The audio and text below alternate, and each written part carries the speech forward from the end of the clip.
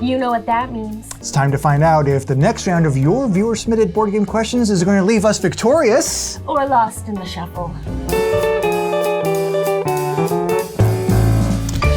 All right, Paula. Okay, Chaz. You know how this works, but I sure do. maybe you don't. Several weeks ago, we asked viewers to send us their own board game-related trivia question in a kind of a Who Wants to Be a Millionaire style, where each question has 4 potential answers, one of them, of course, being correct. It's just multiple choice. This is the thing I've been meaning to talk to you about. That is Is this Who Wants to Be a Millionaire style? It's just multiple choice. We don't have a lifeline. We don't have a phone a friend. We don't have a poll of the audience. There's no $1 million at stake, so I'm genuinely not sure what makes it Who Wants to Be a Millionaire style. Well, absolutely nothing does. We have a batch of 5 multiple choice questions that the viewers wrote for us. No, Regis Philbin. There's start with 10 points. Mm-hmm. Each round we're going to wager some points, and to be honest, figuring out how to work the wagering into this is something that we have struggled with. But we have come up with a new system. We are actually going to go and make our 5 wagers down the side of our score sheets ahead of time before we even start the game. Yeah, before we even know how many points we're going to have to work with each round. Right. If we run into a scenario where we do not have enough chips actually at our disposal to cover our wager, well, we have a plan. Yes. We'll get to that if and when that happens. Believe you me, the plan already exists. This isn't us stalling. The plan does exist. We just don't need to tell you about it yet. Okay? Be patient. So the very first thing we're going to do is we're going to write down our 5 wagers for the 5 questions. This is the 3rd time we've played this. We both busted the first time, and you won the second round. All you have to do is win this one. That's all it takes. One step. Just win. Just win. Okay, well, let's see if I can by answering our first question, which comes from Luke Pickles. Luke has a YouTube channel of his own, which is called Game Emporium, spelled with an I like an imp. So go check out Luke's YouTube channel. He loves board games. He's a great guy, and you'll find a link down in the video description. Yeah. And Luke submits the following question. In which game can you find a track for religion, strength, and influence? I will say he might be a great guy, but this is a terrible question for us to start off with. All right, because the potential answers that we have are A, Minos, Dawn of the Bronze Age, B, Tapestry, C, Paladins of the West Kingdom, or D, Origins of the Builder. Origins First Builder. Origins First Builder is another way to pronounce that. Mm-hmm. I wagered for this first question. There's no way you can see this on camera, but just trust that it's there, everyone. 5 chips. I did too. Oh! I thought I'll start strong and then I'll make up for it later, and I'm very sad here. Religion, strength, and influence. All right. I have a suspicion it could be any one of those 4. I don't think it's Tapestry. You don't? I don't think so, because I think the tracks are more like science, military, other stuff, and your resources are like food, money. That's a really good point, and one that I wish you would have mentioned 20 seconds earlier. Did you say B, Tapestry? So I said B, Tapestry.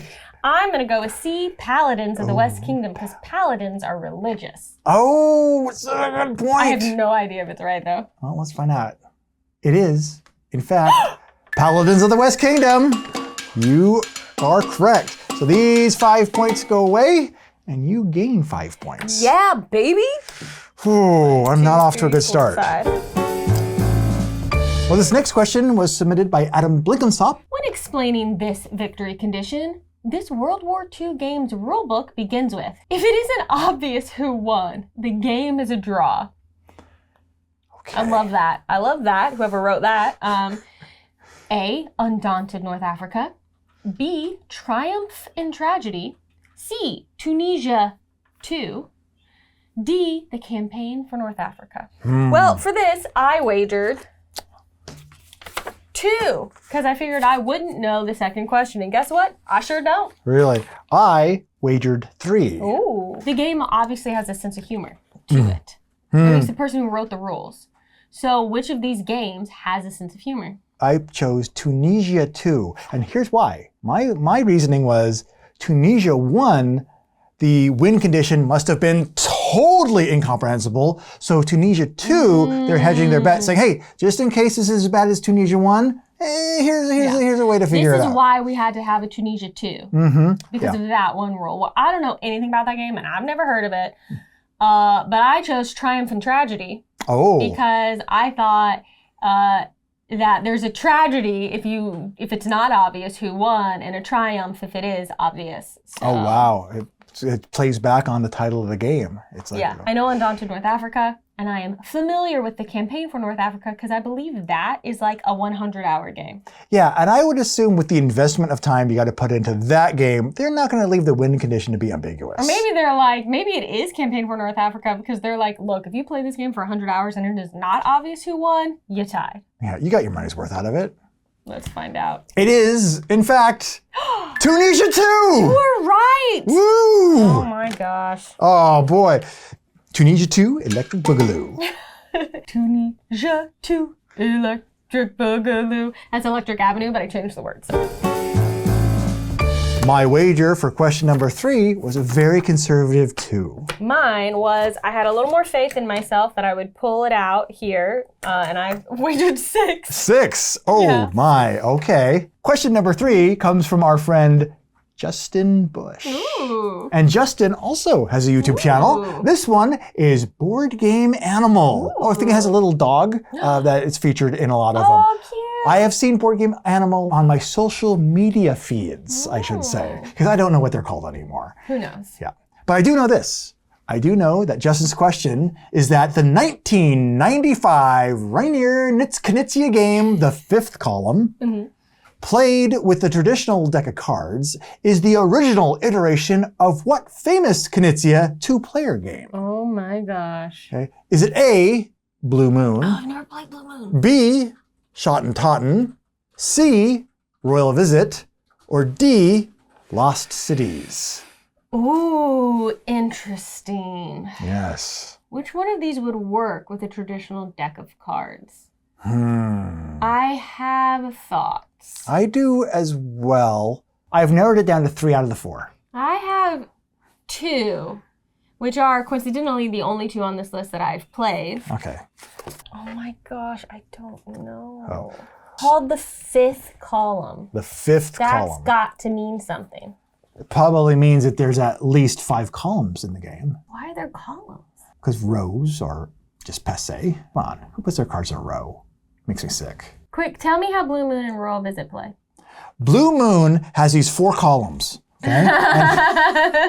You lock in an answer? Yeah, I'm not confident. You've played Lost Cities before, right? Yeah. Isn't that the one that has all the columns of cards? Yeah, but there's not like, why would one be the 5th column? I don't know. And if you're playing it with a regular deck of cards, there's only 4 suits.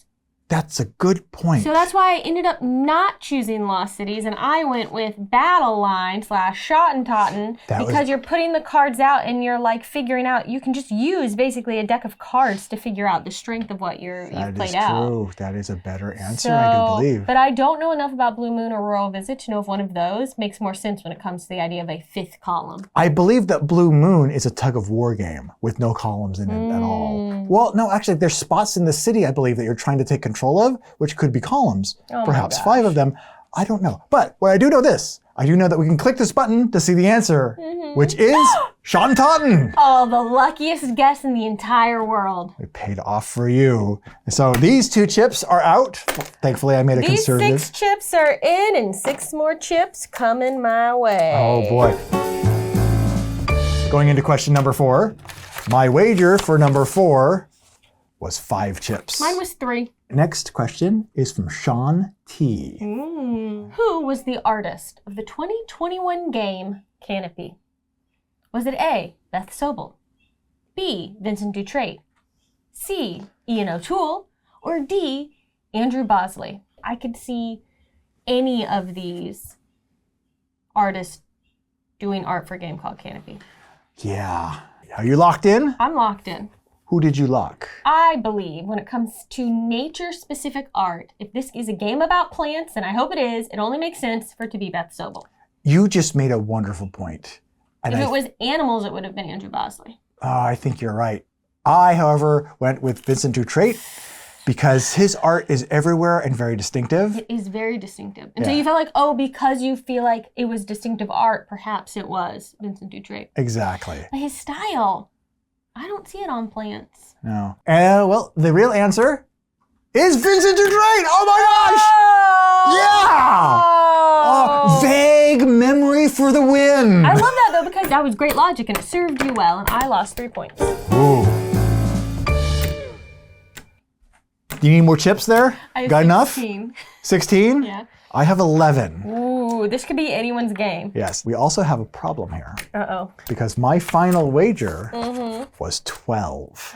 So I can't cover my bet. You really thought you were going to do well. I thought I'm really smart. I think go all in. Just do all 11. Yep. I'll go all in with 11. That's close enough. Yep. I wagered 10, so I'm not fully all in, but that's a lot. Okay. And depending on who gets this question right, it will determine the winner. For this last question, we are turning to Vincent V. How appropriate. We just came from a question about a Vincent to a question from a Vincent.